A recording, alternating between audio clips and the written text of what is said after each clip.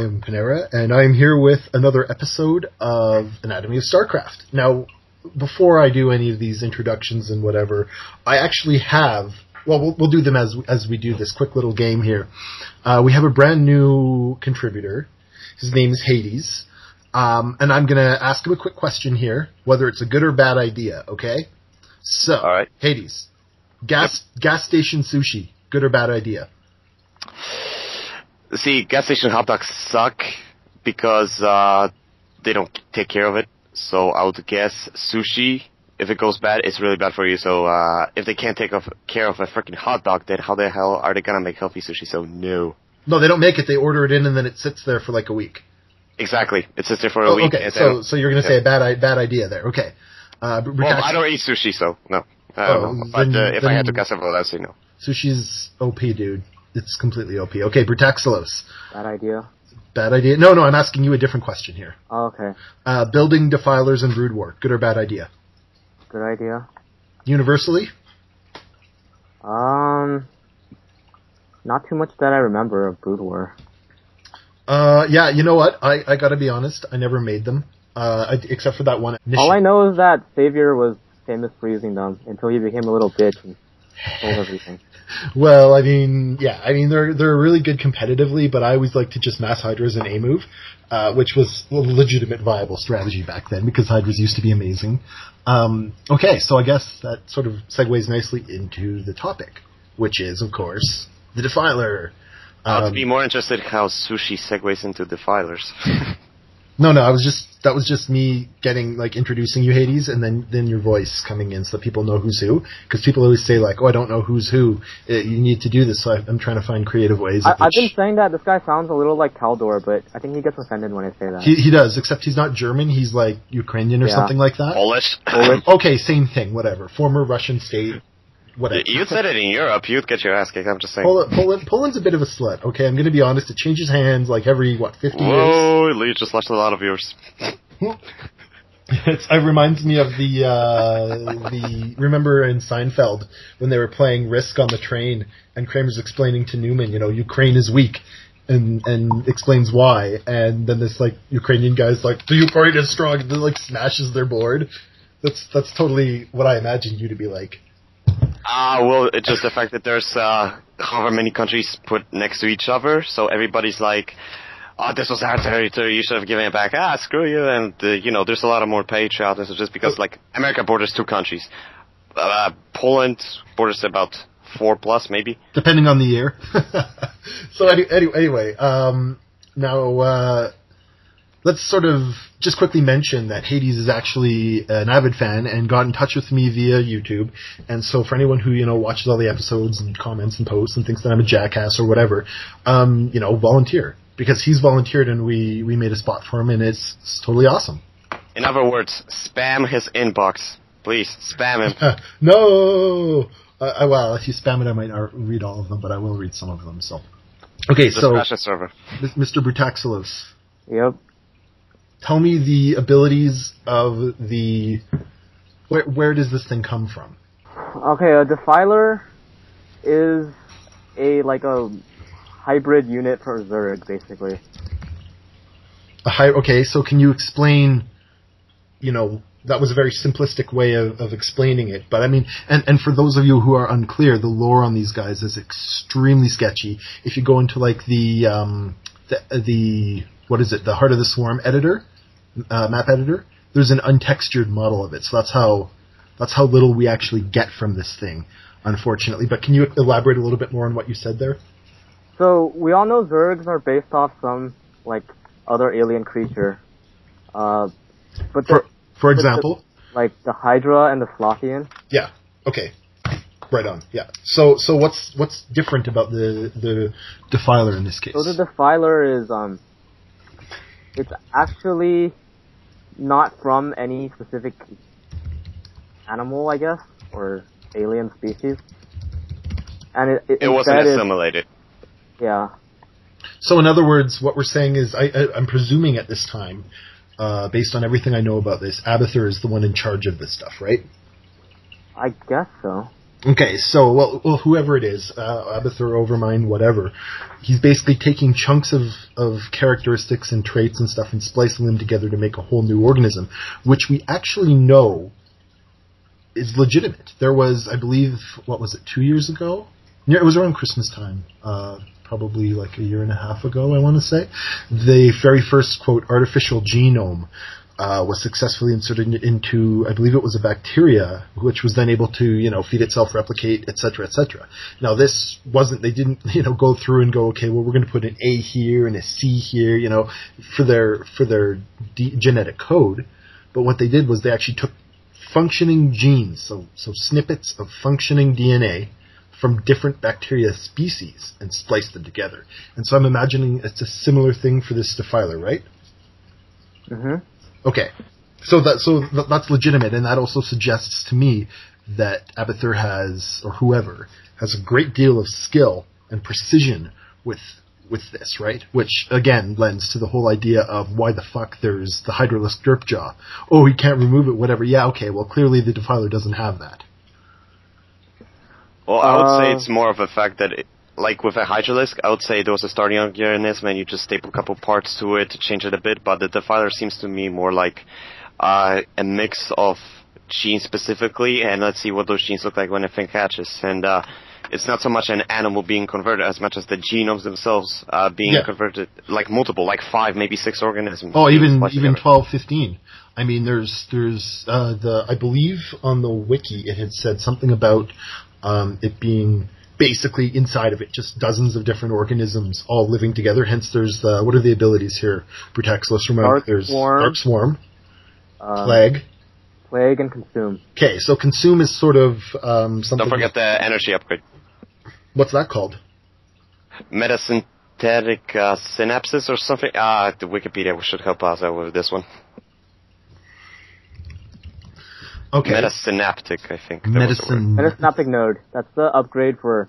Metasynaptic node. That sounds retarded. Or maybe it's something else. Why would a synapse... Yeah, maybe look that up. Metasynaptic something. So now but at least we're understanding right now where the plague comes from, right? The plague is clearly organisms that are living inside of the Defiler. Actually, it said that it's a spore in page, I think. Still, a spore is a living thing. Many organisms reproduce using a spore. Fungus being one of them. So anyway, the plague here, right? Now, a lot of people will say, well, why doesn't it hurt this organism, this Defiler? Well, let me give you an example. The mosquito, I believe the genus we're talking about might be, or the species might be Aedes aegypticus. Either way, it's the really problematic one down in Africa that causes all the malaria, right? Basically, when a mosquito bites somebody that has malaria, it takes in that parasite. And the parasite, it moves into the salivary glands of the mosquito, causing no harm to the mosquito. None at all. And then when the mosquito goes to bite its next victim, obviously it uses its saliva as an anesthetic, and that's what causes the reaction and gives you that little itchy bite. It then injects the parasite with the anesthetic. So it's a similar, I would imagine, a thing, right, where this plague stuff is actually, sort of being stored and not really harming it, but it's keeping it alive, you know what I mean? I would guess it's more of a thing, Zerg assimilation, etc., to create an immunity, because let's say the Defiler got shot by a Gauss rifle and suddenly the plague leaks into another organ, then the Defiler is dead instantly from that one shot. I'm imagining if a Gauss rifle got that close to a Defiler, the odds aren't terribly great that it's going to be surviving anyway, and that's a typical theme with the Zerg, right? They're disposable and blah, blah, blah. Then again, keep in mind with the mosquito example, the mosquito's actively ingesting this parasite with the blood meal. So it's actually going into its digestive tract, and so it is immune to it, but it then the I believe it's Plasmodium. Anyway, the malaria parasite then transfers into the salivary glands rather passively on the mosquito's end. So in a sense, you're right, but the mosquito example sort of embodies what we're talking about here. What about what is it? Dark Swarm? Yeah, that's it. Okay, how does that I spell would work? say it's more like well, the name suggested, the icon suggested. I think it's more like a bunch of flies or some kind of a cloud of little organisms like that. But it still brings up an issue. It's a cloud. How would a cloud be able to defend from range attacks like a siege tank shell? It's just beyond me. Can you tell me this more specific mechanics of how this spell might work? Honestly, I don't remember much about why a Dark Swarm does what it does. It prevents anything below it from being attacked from range. What I'm more specifically asking, what does it do? It prevents the ranged attack from doing damage, but that doesn't. You can still do it. You can still do damage, say from splash damage for siege tanks and stuff. Mm-hmm. So siege tanks can still do damage, but So splash damage, yes. Target specific damage, no. Well, there's a very simple answer to this, and I'm surprised. Do either of you have a clue about how this might work, or? Yeah, but let's say there's one circling dead center in the cloud. Can a siege tank still hit it? Doesn't matter. It's splash damage. So it targets the rough area, hits it with the splash damage, calls it a day, right? Whereas if you're a Marine, you kind of need to, with your rifle, you kind of need to be able to see something and point it right at there, right? The Dark Swarm is clearly impeding vision as per the animation. So it's like a reverse blinding cloud, basically. Yeah. Basically, yeah. That makes much more sense. I mean, you need a targeting system, and when you can lock onto the target, you're just shooting blinding at ground. No, I mean, with AoE, for mechanics, obviously, yes, it does target, like, say, a Zergling in there, but for practical purposes and in what we're talking about, I think that, let's say you've got this blinding cloud, and you know there's a bunch of Zerg in there, there's a bunch of Marines, and you don't give a shit, just shoot your shell right into it. You're going to do damage, right? Whereas a Marine just can't blindly shoot into that, he'll hit nothing. And if he does, he's very lucky he hits anything, right? So that's why I think it is what it is. It's what it's meant to be, right? Well, unless there's a bunch of units clumped up so closely that anywhere you shoot, you hit something. Yeah, well, apparently Marines aren't the smartest people on the planet, so... Well, where did they come from? They are, you look at Tychus, I mean, geez. Well, Tychus is full retard. I imagine there are some rather bright Marines. They just kind of got dealt a shitty hand, became a convict, and, that's what happens sometimes. I think he was like the main speaker of what a template Marine is. I'm sure there are dumber Marines than Tychus. I think he's the average of it. Well, who knows, right? Who knows what they intend with that. So before we move on to the sort of gross anatomy, I just want to touch again on the energy upgrade. Now, have we got an official name? Oh, wait, hold on. Held this question for too long. How would that Defiler actually launch the spore? Because when I look at the model or the artwork, there's not a specific thing. Like an infestor has a bunch of holes, things from which it can project, but the Dark Swarm or something clearly from the mouth. So it could project something that far from its mouth, being such a low level. It's not like Hydralisk where it has at least... what happens is it shoots it out, sort of, probably angles it up a little bit, but whatever, the thing is, like the Dark Swarm and the Plague, they both spread in transit, right? So it's not like he needs to be able to cover this whole giant area. Right, I think Dark Swarm is just, the organism would just leave. The Defiler puts at the ground like, hey guys, go over there, but, like we established, it's a spores with the Plague. So it would need to actually do the work for it. It would have to shoot at a certain point. And one problem I have with the Plague is, why stop at 1 HP? Balance. Oh, okay, we're doing this again. Straight up balance, yep. It's just like, why not finish it off? Just one more bite. That's all it takes. Why does it affect robotic units as well? If it's a Plague? Buildings. Like, no, okay, 1 HP, let's just stop right there. Yeah, I think there's more of a... one part disease, because it's like a plague, right? So imagine it's like a slurry of organisms, and this is sort of covered in the lore, where they have, a whole shitload of different organisms inside them, living, they're kind of just like a cesspit of different gross, nasty things. So when it shoots out this plague, I'm inclined to kind of think that there's, a corrosive element, and as we know, let's take the Titanic, for example. The Titanic, it's been estimated, is losing as much as 1 ton per day of metal because of bacteria eating it.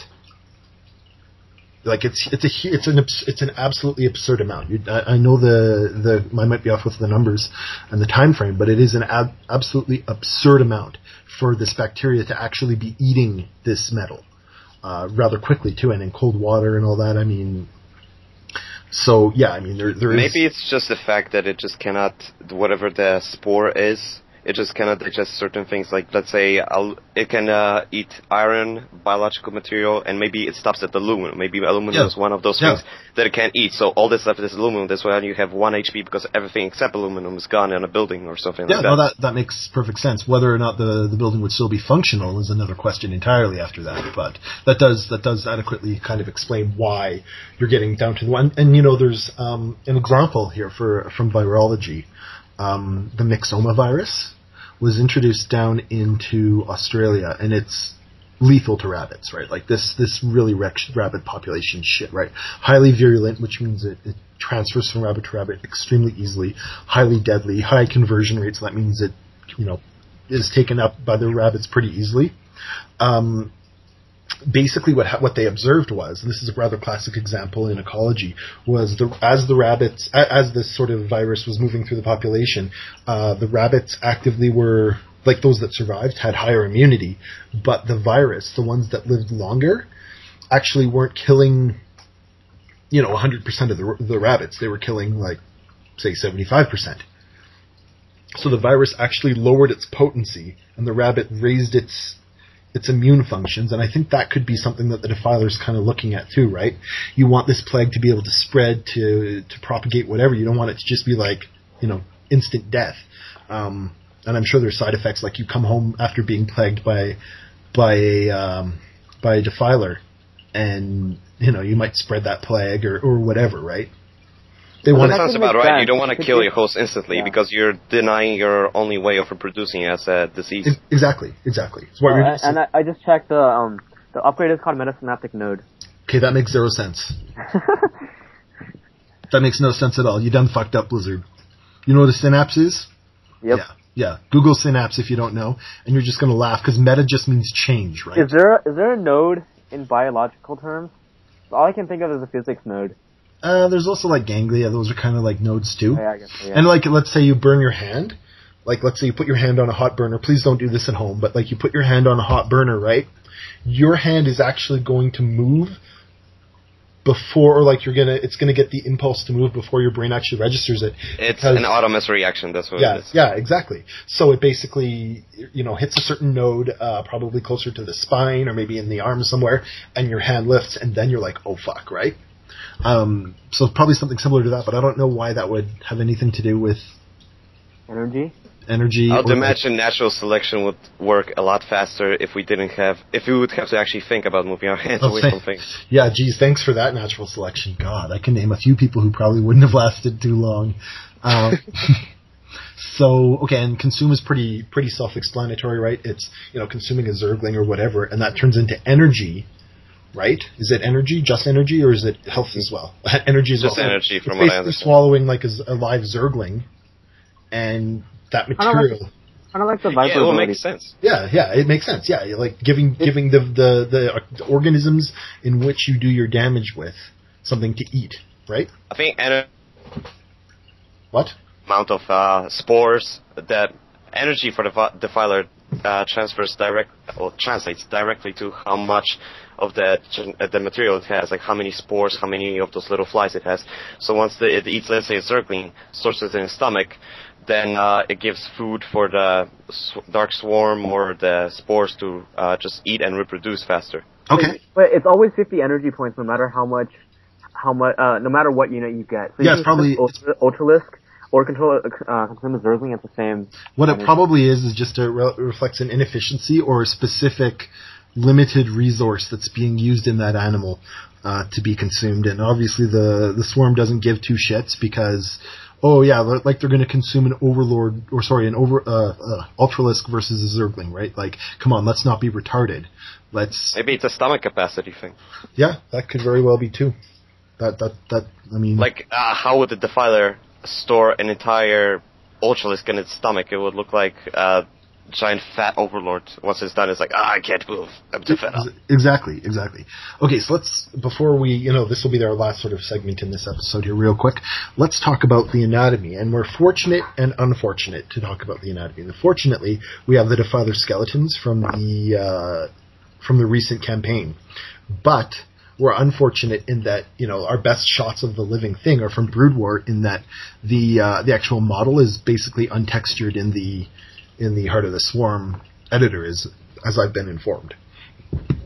So let's talk about the face a little bit. It's got like this derpy, humongous underbite. It's the Trollololo face thing. It totally is. He's got this gigantic underbite. Like it looks like he could swallow his own head. Like if you look at the skeleton of a Defiler, it looks like he could do that, swallow your own head thing. Legitimately. Well, you look at the skeleton first, right? Yeah, the skeleton's our best bet, I think. I mean, what we're seeing is it's got, it's got a humerus and, on the front limbs anyway, it's got a humerus and, looks like it's lost its radius or ulna, depends on, which bone that is. And then it's got just one fused kind of I guess it would be a metacarpal, but he's also lost the carpals, which is really weird. See, I know those words make sense to you, but they don't to anyone else. Okay. So can I explain it? No, hold on. No, we have to introduce Zappy. Zappy. I think people know me by now. Okay. I have an ego that needs to be maintained. Okay. I went over this. No, we're doing a new thing where we introduce every new voice, okay? Since you came in mid-episode, okay. So this is, your opinion on whether or not this is a good idea or a bad idea. Okay, let's say you're visiting like an Eastern European country. Oh God. Okay. We should really talk to Alice Avarice about this. Doesn't he live in like Ukraine? He's from there, but he moved to England or something like that. That's right. Okay, but the guy that Hades that's on with us right now, he's from Poland or Ukraine or Russia or one of those pissant little countries. Yeah, it's all the same. All tucked away down there. Yeah. They're all pretty much the same thing. I'm Canadian. It's like he's a European. They're all the same. Canadians Can I ask Zappy a question or no? Is this by your estimation okay? Oh my god. Okay. So you're going to an Eastern Bloc country, right? Let's say randomly Poland. Okay. Do you pack your radiation survival gear? Yes or no? Good idea, bad idea? Oh my god. Good idea. Actually, my dad was in the Ukraine in the 80s when Chernobyl happened. He said he had a radioactive salad. Oh, is that why you're so like? Mm-hmm. I was waiting for that. I was waiting for somebody to make that joke. I'm pretty sure he's probably adopted actually because his dad's sterile. Okay, so now because everybody in my generation down had to take iodized or whatever pills for the radiation. So I can't actually correct you on that. Okay, so Zappy. Yeah, my dad had to take those too. Zappy, to follow up. When you're going to an Eastern Bloc country, do you bring a shitload of iodine?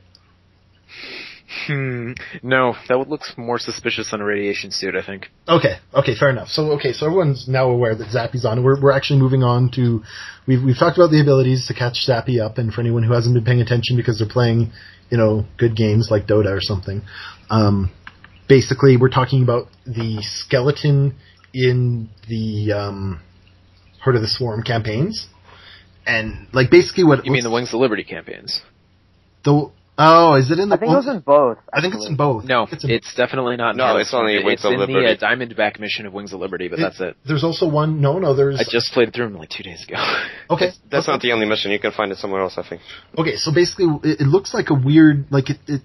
Let me just run down from head to toe, and we'll talk about this. Wait, are you looking at the same picture as me? It's like a curly kind of thing. Yeah, it looks kind of like a silver tail, or no, it looks like an earwig rather, with the pincher at the end. But this is all probably, Wait, can you give me a link to the picture? I don't know if you're. I got a pretty good one I could link. All right, hold on. Here you go. There, that's what I've been using. Oh, it's the same one. Oh, okay. Yeah, it's the only one, for fuck's sake. Like, I'm not even. Okay, so anyway, I'm kind of torn because it looks like there's ribs between each segment, right? But the thing that I don't understand is if you look at the actual unit model from Brood War, it looks more like typical insect armor, where it kind of might like overlap in different sections or whatever. Whereas this, like, you see the little like rib things between the quote, we'll just call them quote vertebrae or centra, right? Which they know, but I remember talking about this with the Viper, actually, because I tried to make the point that they were basically the same unit, and you're like, no, the Viper's insectoid or something, and then here's the thing, thing's a crustacean or something.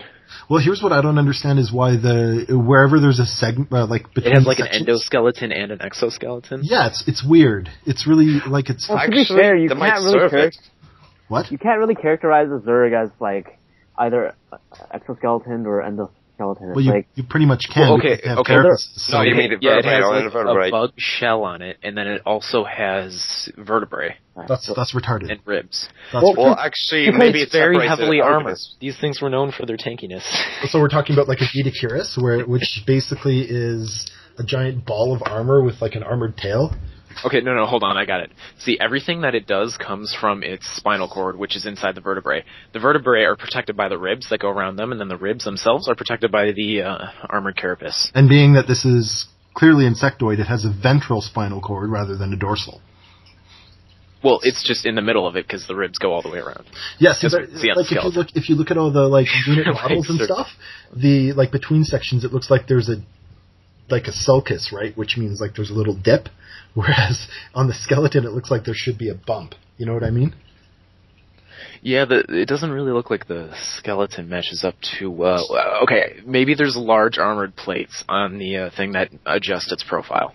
Maybe that's what it. Also, why in this conglomerate picture that you sent us, why is there randomly a picture of a scantipede? Fuck, I don't know, dude. I found it online. I think they're trying to compare them. Maybe it was assimilated or something. Well, why would you not compare it to a Viper? I think the Viper's more similar. Like you're gonna maybe it was made before Hearts came out. If you look at the actual endoskeleton now, so we're done looking at the armor plate and we're done looking at the rib things. The actual like tube or centras or whatever those bones are that run down the middle. Where the fuck are you putting organs and other things? Inside the yeah.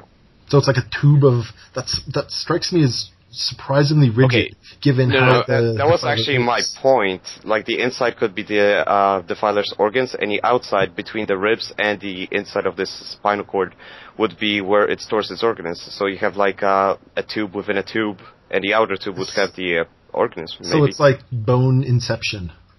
Wait, hold on. Isn't there some sort of property of, I don't know, it's been forever since I've taken biology, but isn't there some property of, like, I guess, lower level organisms that there's like a tube inside of a tube, and then that's like their basic body plan? Dorsal hollow nerve cord? Alright, I'm just really trying to remember words from the last time I took biology. You're thinking of a notochord, which is sort of the prerequisite, or precursor rather, of a spine. In this case, these look like rather well-formed individual sort of bones, and so it strikes me as they would be rather...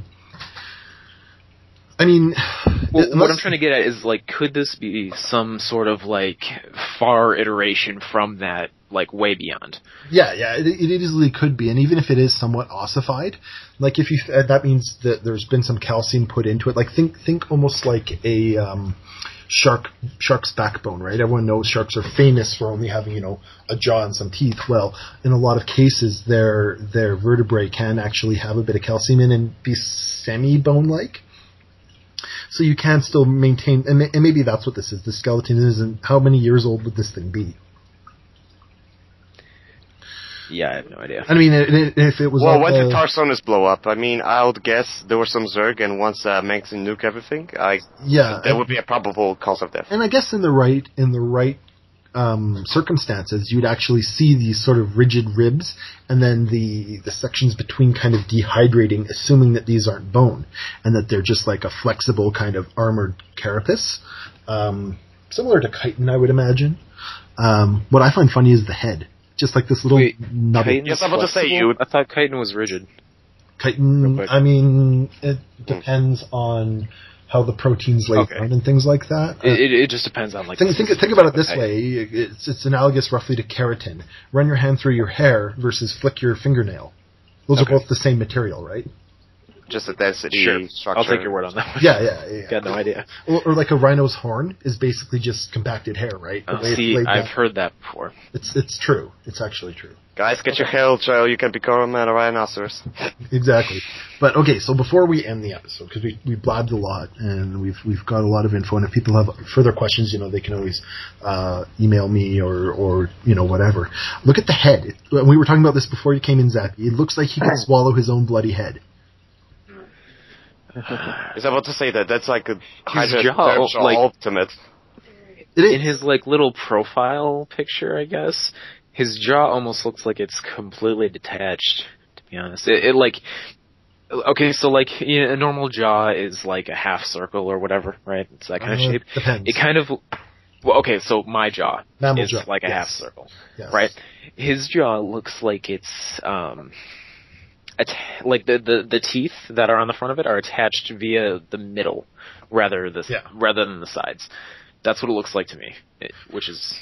Okay, let me give you have an any thoughts example on here. Well, there's many different types of jaw. I mean, fish have all kinds of joints and shit in their jaws, and so different types of jaws are just staggering. But I'm thinking of one group called Xenarthra, Xenarthra.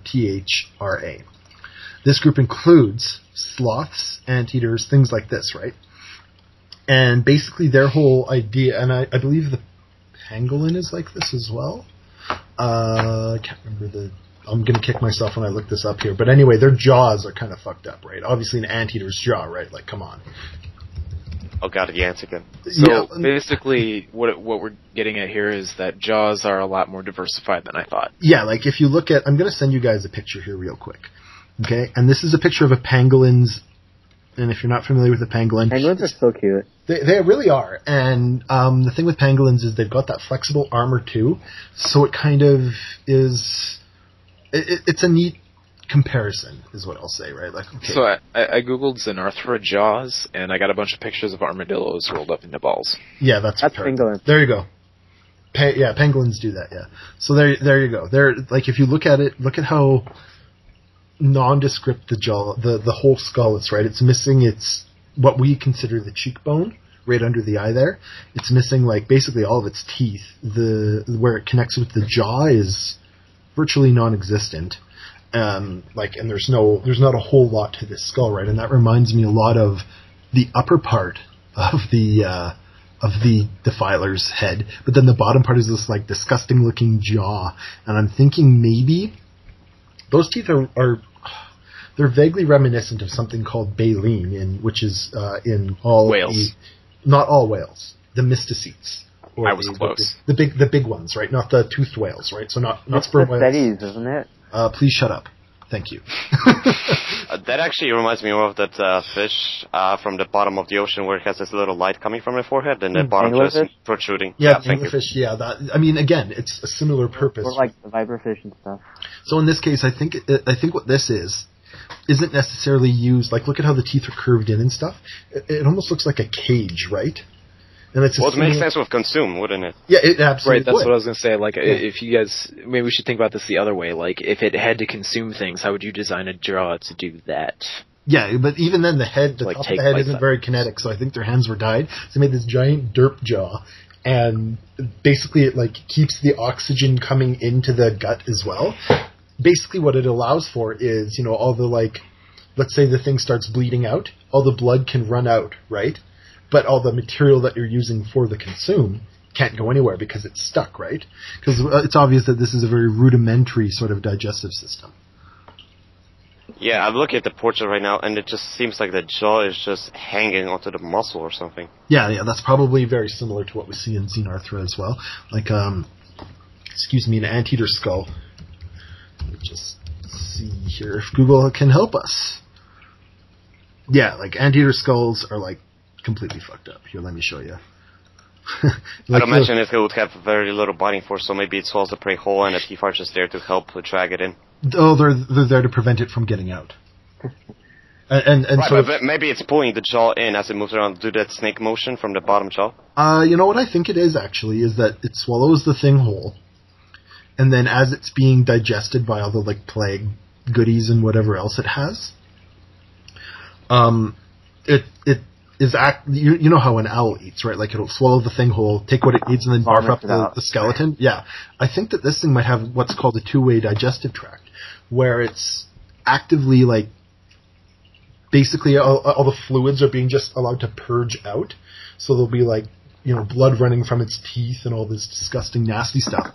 But whatever it is that it's using for, developing the plague bacteria, the dark swarm, little insecty guys and whatever, is being held in and is more bulky than some of these like purge fluids and stuff from a rotting fluid. Couldn't it be possible that they have like a spider kind of way where it just turns it into fluid and it doesn't actually take in most of the mass? It just like takes in all the nutrients or something. Yeah, absolutely. That's what I'm thinking, right? And like the arms actually look like spider arms and stuff. And we're also talking about how restrictive this body plan is. So perhaps it swallows or like a big chunk of Ultralisk, right? As that decays in its stomach, because obviously it's using bacteria and all kinds of goodies. You want it to be as nasty as possible. It would expand, especially the gases and stuff. So you want to have this giant opening in front of it, right, to allow. But you don't want the actual, like, the thing that you're, quote, digesting. You don't want that to just, like, fall out, right? So I think So basically it has to burp freely. Yeah, it's going to smell like absolute shit. Where you're talking about expanding, do it justify the inner tube and outer tube? Like, the outer tube seems like it could expand the ribs and whatnot, so once it gets the food in, I imagine those ribs would actually move out a bit, give it more room to actually have the food in it. Here's the thing, if we assume the interior, like, spinal thing is actually sort of, in the case of the skeleton thing, is actually like and it looks like this on a lot of the artwork that I can find, it looks like it's just sort of a soft-ish tissue that's been dehydrated under the right conditions, hence why there's still DNA and all that, right? Hence why it's an important find or whatever for whoever on whatever mission. So it looks like it can expand a fair bit. Now, if you look at the two segments right after the head, there is no sort of restrictive coiling thing. So I think maybe that is where the thing is held, and that's where the expansion is allowed to happen. But then post that is sort of where it's a little bit more protected, and it's more so for movement because if you have no limbs, obviously you need to have more flexibility down the center line to be able to move. Does that make sense to you guys? Well, looking at the artwork, that first kind of, segment does look slightly differently textured. Yeah, I agree. Is what I'm trying to say. I agree with you, yeah. So it might be kind of softer to allow that. That would, however, create a major weak point in the front of the thing. Well, nobody ever uses defilers to tank any kind of damage. Well, right, but I mean, like you think they would have assumed this thing is going to be in combat, and it's not supposed to though. It's supposed to be behind the combat or doing right. But covert I'm ops, right? I'm just saying, like if I was going to design a vehicle to do the defiler's job, yeah. I would not put the gas tank in front of the vehicle. Well, why don't you email Dustin Browder and tell him that he fucked up again? This wouldn't be Dustin Browder's design. He has all my email accounts. Hold on. We're basing a lot of this on the SC2 skeleton, right? That's our best piece of art that isn't like blurry 8-bit bullshit from Brood War, right? This is our best idea of the anatomy of this creature. So that does come from SC2, so you can email Dustin Browder and tell him you done fucked up. Yeah, but wouldn't we have to email an artist though, like one of the people who actually drew it? He's got an English degree. He is an artist. English is not writing an art. There's somebody sat down with like one of them little things that you put paint on and one of them funky French hats and an easel and painted this thing, and it was not Browder. Yeah, I think there's somebody we need to email. I think they're going to be harder to find. He was just there to say, that looks badass. Actually, it doesn't look badass enough, put more spikes on it. Yeah, he didn't put enough spikes on it, which is weird. It's really weird. Well, it is a skeleton. Maybe it is also not supposed to be in frontline combat. This is maybe for another topic here, because we are, kind of out of time. But this sort of conglomeration of stuff we've talked about before we go, if you look at the Scantipede pictures, there are sort of that earwig-like pinchers coming out of the back end. And there are if you look at the skeleton of the Defiler, if you want to call it that, there are weird leggy things They don't really seem to correspond to anything. I don't know what they are, but it does. Maybe that's where they fire all their little out of a solid bone. Well, I mean, it looks like there's a little tube right there, right, next to the. I'm pretty sure that most of it comes out of their mouth. To be honest, dude.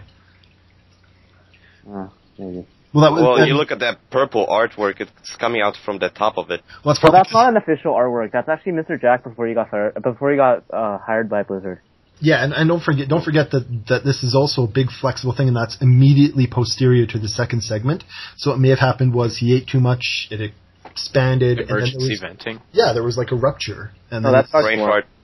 Oh, that's yeah, but if you look at the Scantipede too, I mean, obviously. Speaking of Scantipedes, I don't know why, but in Brood War there was a unit called Scantid, and it looks almost identical. I don't know why they would change the name. It's kind of stupid. Because the Scantipedes are actually feral defilers.